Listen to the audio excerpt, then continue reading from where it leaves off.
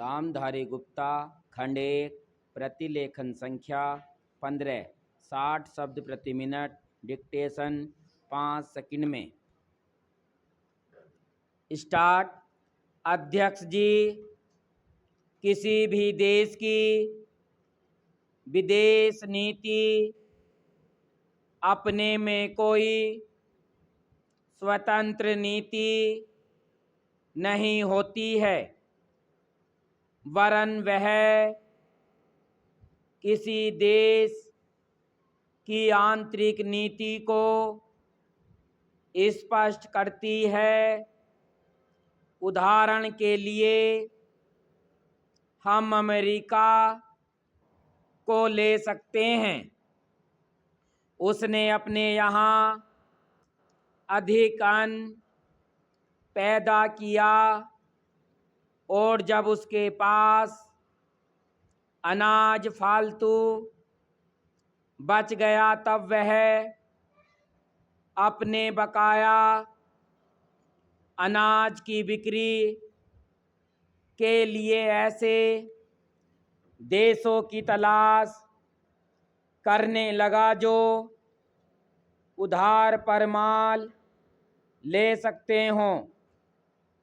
किंतु हमारी आंतरिक नीति ने यह तय किया कि खर्चीले ढंग से सरकार चलाएंगे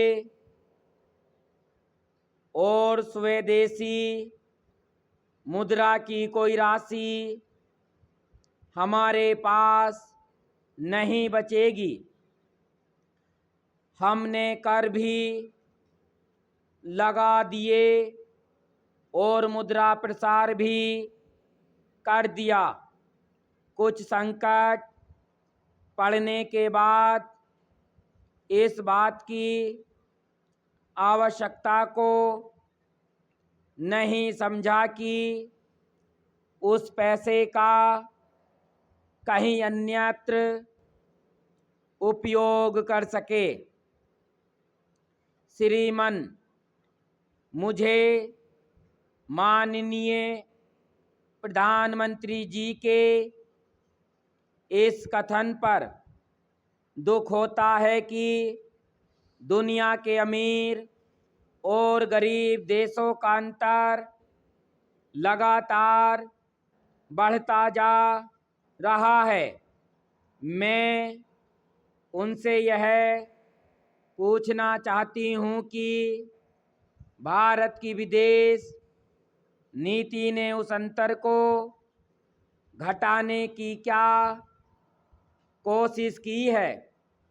क्या भारत सरकार ने कभी दुनिया की पंचायत में यह कहने की हिम्मत की है कि बालिग मताधिकार के आधार पर यूएनओ का चुनाव होकर एक संसद बनाई जाए? और क्या आप में यह देखने की हिम्मत है कि फौज के हिसाब से कर लगाकर एक विकास का खाता खोल दिया जाए? जो देश विकसित हैं उनके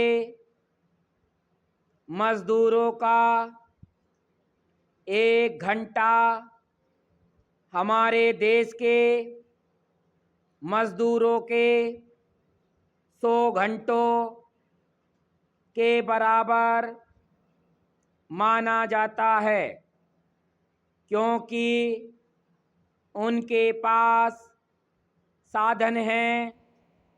इसलिए यह अंतर और भी बढ़ता चला जा रहा है।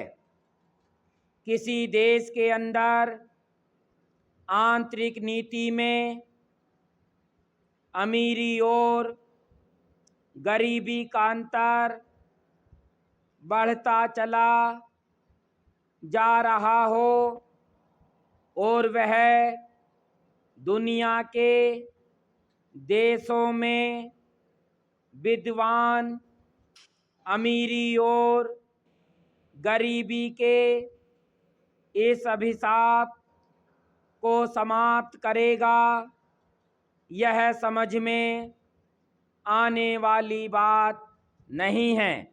स्टॉप।